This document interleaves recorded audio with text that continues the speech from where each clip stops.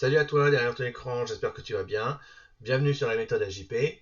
Alors aujourd'hui, on va faire un petit tuto là, vraiment sur des notions de base, puisqu'on va parler du clavier. Voilà, je vais t'expliquer les différentes touches du clavier. Donc cette vidéo est vraiment dédiée à des grands débutants.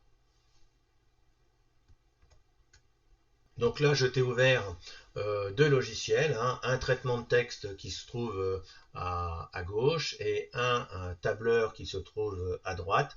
Et je vais t'expliquer par le biais de petits exemples comment fonctionnent les touches. Donc on va commencer bien évidemment par les touches de base, hein. Donc là, tu vois, tout ce qui est passé en rouge, ce sont des touches de saisie, hein. Donc le gros pavé rouge qui se trouve à gauche, eh ben, ça sert principalement à taper des lettres. Voilà. Celui qui se trouve à droite, c'est ce qu'on appelle le pavé numérique. Le pavé numérique est principalement utilisé dans Excel pour taper des nombres, c'est quand même plus pratique. Alors ce pavé numérique, déjà, il y a déjà des choses à dire dessus, hein, puisqu'il faut savoir que si la touche verrouillage numérique n'est pas activée, donc si tu ne vois pas la petite lumière là qui est allumée au-dessus du pavé numérique, eh bien ça veut dire que toutes les touches 1, 2, 3, 4, 5, 6, 7, 8, 9 et le 0 vont pas fonctionner, ils vont faire des flèches ou aller directement en bas, etc. Donc ils vont avoir des fonctionnalités différentes. Donc fais bien attention à ça. Beaucoup de débutants se font avoir parce qu'ils ne voient pas que verrouillage numérique est désactivé. Alors ensuite, tu as la barre d'espace. Donc la barre d'espace, ça sert tout simplement à faire des espaces entre les mots, hein. Voilà, si tu veux taper des choses dans Word, donc par exemple là je tape des mots, je, espace, tape, espace, des, espace, mots. Voilà, tu vois, pour faire chaque espace entre les mots, j'ai appuyé sur la barre d'espace. Même chose dans Excel, si ici je tape je, espace, tape, espace, des, espace, mots, ben, pour faire des espaces au niveau du texte ou de valeurs numériques, peu importe, hein, dans un classeur Excel, je suis obligé d'appuyer sur la touche espace.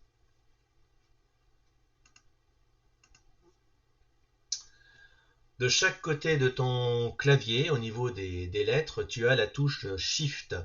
Cette touche Shift, en fait, c'est la touche majuscule, hein. Shift, c'est le terme anglais.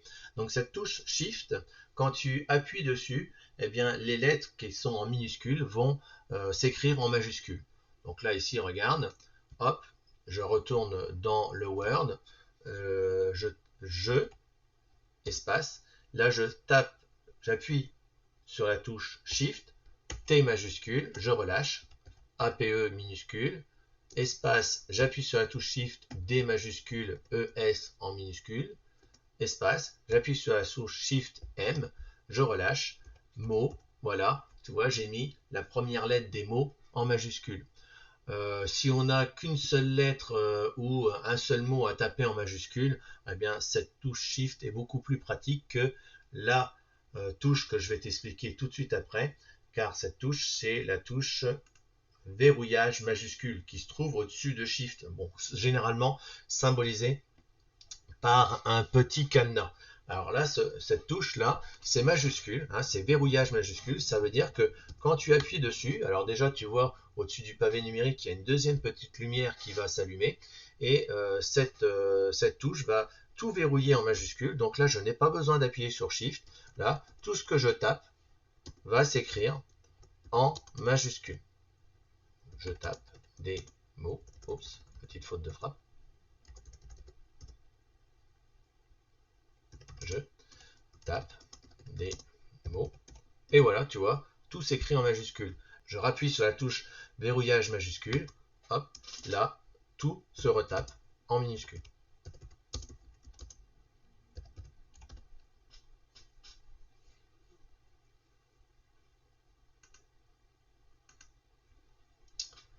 Ensuite, sur ton clavier, tu as les deux touches là qui sont les touches entrée. Encore une fois, c'est la même touche placée à deux endroits différents. Donc cette touche entrée, elle sert tout simplement à valider, hein, généralement. Donc là, tu vois, par exemple, je suis dans Word. Bon, je veux revenir à la ligne. J'appuie sur la touche entrée. Et là, je reviens à la ligne. je tape des mots, je tape du zigouigoui, hein, voilà, j'appuie sur Entrée, clac, je reviens à la ligne. Dans Excel, dans un tableur, c'est différent. Ça sert à valider. Donc là, si je tape Youpi, j'appuie sur Entrée, tac, je passe à la cellule en dessous. Là, Entrée. Boum. Entrée. Tu vois, ça fonctionne très très bien. Donc pour revenir à chaque fois dans la cellule en dessous et pour valider dans Excel, on appuie sur la touche Entrée.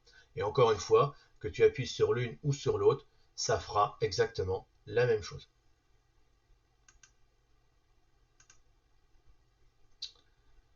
Au-dessus de verrouillage numérique, tu as la touche tabulation. Alors là, cette touche tabulation, elle va faire des choses différentes selon que tu es dans un traitement de texte ou dans un tableur. Si tu es dans un traitement de texte, elle va te permettre principalement d'aligner des mots. Donc par exemple, si je tape ici AZERTY, je fais tabulation une fois, deux fois, tu vois, il y a des petites flèches qui apparaissent. Je tape QWERTY. J'appuie sur Entrée, je reviens à la ligne. Là, je tape JP. J'appuie sur tabulation une fois, deux fois, et là, je tape la méthode AJP. Et donc, tu vois là, QWERTY et la méthode AJP sont parfaitement alignés. Dans un tableur, cette touche tabulation va te permettre d'aller dans la cellule à droite. Donc je te rappelle que tout à l'heure on a dit que si je faisais entrer, eh bien, j'allais dans la cellule du dessous. Mais là, si j'appuie sur la touche tabulation, tu vois, je vais dans les cellules à droite.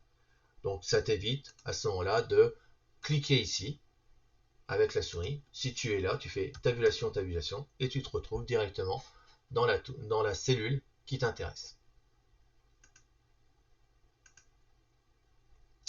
Alors ensuite, il y a deux touches très intéressantes. Hein. Ces deux touches, c'est effacer, donc effacer c'est celle-ci, et supprimer c'est celle-ci. Généralement, les débutants, ils la confondent un peu, ils les confondent un peu ces deux touches. Donc là, ici, regarde, je reviens sur le texte que j'ai tapé ici. Si j'appuie sur la touche effacer, donc la touche effacer, je te rappelle que c'est donc du coup celle-ci. D'accord? Donc, si je me mets ici, au milieu de mon texte, au niveau de mon Word, et que j'appuie sur la touche effacer, eh bien à ce moment-là, je vais effacer les mots qui sont à gauche.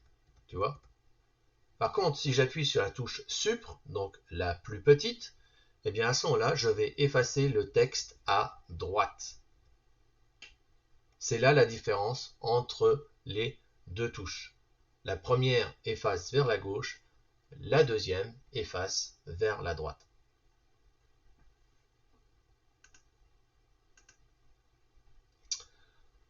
Au-dessus des lettres, tu as des touches à 3 caractères. Alors ces touches à 3 caractères, eh ben, elles sont très faciles à utiliser. Hein. Donc là, si tu n'appuies pas sur verrouillage majuscule, si tu n'appuies pas sur Shift, à ce moment-là, ça fait les caractères qui sont en bas de la touche. Là, je n'appuie ni sur Shift, verrouillage majuscule n'est pas activé, ça a fait automatiquement les caractères qui sont en bas de la touche. Si par contre tu appuies sur verrouillage majuscule ou sur Shift, à ce moment-là, ça va te faire principalement les chiffres 1, 2, 3, 4, 5, 6, 7, 8, 9, 0 égal, ou non, pardon, le plus. Donc ça fait les chiffres. Et pour faire le symbole qui se trouve en bas à droite de la touche, à ce moment-là, on va faire la combinaison de touches Alt-GR, qui est à droite de la barre d'espace, et la touche. Donc par exemple, si tu veux faire un dièse, il va falloir faire Alt-GR, rester appuyé sur Alt-GR et appuyer sur la touche où il y a le 3, puisque le dièse est en bas à droite de la touche 3. Si tu fais Alt-GR 0, à ce moment-là, tu feras l'arrobase, hein, le des adresses email. Si tu fais Alt-GR E, à ce moment-là, tu feras le euro, puisque si tu regardes bien ton clavier, le symbole euro est au niveau de la touche E. Bien évidemment, c'est la même chose au niveau d'Excel. Ensuite, tu as les touches de déplacement, hein, les curseurs haut, bas, gauche, droite, qui servent à te déplacer du haut en bas, que ce soit dans un document Word ou dans un classeur Excel. Donc ça, je pense que tu peux tester, ça va être assez facile. Après, il y a 4 touches qui généralement se trouvent au-dessus. La touche fin, la touche début, page up, page down. Alors, les touches que je suis en train de t'expliquer, elles se trouvent ici. Ça, c'est la touche fin. Ça, c'est la touche début, page up, page down. La touche début, si tu es dans une phrase ou sur une ligne d'un paragraphe, si tu appuies sur la touche début, tu te retrouves au début de la ligne. Si tu appuies sur la touche fin, tu te retrouves à la fin de la ligne. Si tu appuies sur page down, donc page down, je te rappelle que c'est cette touche-là, ici, à ce moment-là, tu vas te retrouver à la fin de la page de ton document Word. Si tu appuies sur page up, tu vas te retrouver au début de ton document Word. Page down et page up, c'est très peu utilisé de nos jours puisque on a une molette sur la souris qui permet de scroller vers le bas et de scroller vers le haut très facilement. Au niveau de Excel, c'est exactement les mêmes fonctionnalités.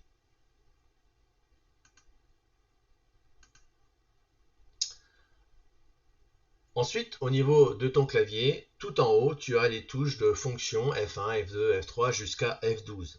Alors là, je ne peux pas te les expliquer direct comme ça, ces touches, hein, puisque selon les logiciels, ces touches font des choses différentes.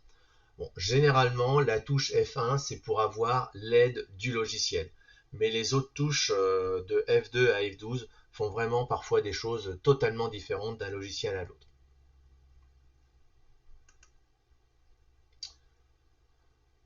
En bas de ton clavier, tu as les touches CTRL, Windows et Alt. D'un côté comme de l'autre. Et tu as aussi la touche Shift. Alors, ces touches-là, en fait, elles peuvent être utilisées pour faire ce qu'on appelle des raccourcis clavier. Donc dans Word, dans Excel, dans PowerPoint, sous Windows, tu peux faire évidemment tout à la souris, hein. Tu cliques, ça fonctionne, tu peux créer un nouveau dossier, ouvrir l'explorateur de fichiers dans Windows, tu peux enregistrer un document dans Word, hein, tout ça avec la souris. Eh bien sache que avec des combinaisons de touches, tu peux aller plus vite, hein. Donc par exemple, pour faire un copier-coller, au lieu de sélectionner, faire clic droit, copier, aller plus loin et faire clic droit, coller, eh bien tu sélectionnes, tu fais CTRL C, ça copie, tu vas plus loin, tu fais CTRL V, ça colle. Ça va très très vite. Si tu veux fermer un logiciel, évidemment tu peux cliquer sur la petite croix ici hein, du logiciel, hein, la croix qui se trouve en haut à droite de la fenêtre, mais tu peux aussi faire la combinaison de touches Alt F4. Sous Windows, si tu veux ouvrir l'explorateur du fichier, en appuyant sur la touche Windows, en restant appuyé en faisant E, à ce moment-là, tu vas ouvrir l'explorateur de Windows. Voilà, il y en a énormément des raccourcis clavier. À toi d'apprendre ceux qui t'intéressent le plus. Il est inutile d'apprendre tous les raccourcis clavier. De toute façon, il y en a tellement que tu n'arriveras jamais à tous les retenir. En haut à gauche de ton clavier, tu as la touche échappe. Alors parfois c'est marqué ESC parce que ça veut dire escape, ce qui veut dire la même chose en anglais. Et cette touche, généralement, elle sert à sortir d'une fonctionnalité ou fermer une boîte de dialogue sous Windows, sous Word ou sous Excel. Alors je te fais une petite démo. Là, je vais ouvrir une boîte de dialogue dans Word. Voilà, j'ouvre la boîte de dialogue police, tu vois. Évidemment, en cliquant sur annuler, je peux fermer cette boîte de dialogue. Bon, en faisant escape ou échappe, je ferme la boîte de dialogue. Je fais la même chose au niveau du Excel. Regarde, là, je vais ouvrir une autre boîte de dialogue dans Excel.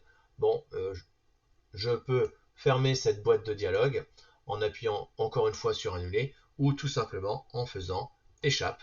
Et voilà, j'ai fermé la boîte de dialogue. Tu as 4 touches ici que je ne vais pas t'expliquer puisque là ce sont des touches qui sont très peu utilisées, hein. Imprime écran, pause, arrêt défilement, insert, ce sont vraiment des touches beaucoup plus utilisées par des programmeurs, hein, des informaticiens qui font de la programmation. Donc nous, à notre niveau, il n'y a pas grand intérêt et honnêtement, elles te serviront à rien.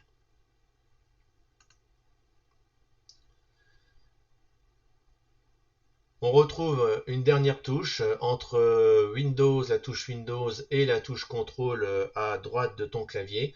Cette touche, eh bien, elle peut remplacer le clic droit de ta souris. Donc là, ici, regarde, je suis dans Word, je fais clic droit. Bon, tu vois, là, il y a un petit menu qui vient d'apparaître à ton écran. Si je vais sous Excel, je fais clic droit, j'ai un autre menu qui apparaît au niveau de mon écran. Et bien là, regarde, sous Excel, si j'appuie sur cette touche qui se trouve entre Windows et Contrôle, eh bien, j'ai exactement la même boîte de dialogue que si j'avais fait un clic droit. Là, j'ai appuyé sur la touche. Alors, je vais me mettre plus haut, comme ceci. Voilà. J'ai appuyé sur la touche, tu vois, il y a le petit menu déroulant. Là, je fais clic droit. Voilà, tu vois, j'ai exactement le même menu déroulant. Voilà, on a fait le tour des touches du clavier. Donc, il suffit tout simplement de retenir les emplacements, ce qu'elles font, etc. Et à force de faire de l'informatique, eh ben, tu retiendras très facilement. Et donc, si cette vidéo t'a plu, ben, n'hésite pas à t'abonner, active la petite cloche pour avoir les notifications quand il y a des nouvelles vidéos. Et puis, si ça t'a plu, ben, n'hésite pas à mettre un petit pouce. Ça fait toujours plaisir de voir que notre travail est apprécié. Voilà. Allez, ben, je te dis à une prochaine fois. Et puis, à toi de jouer. Ciao!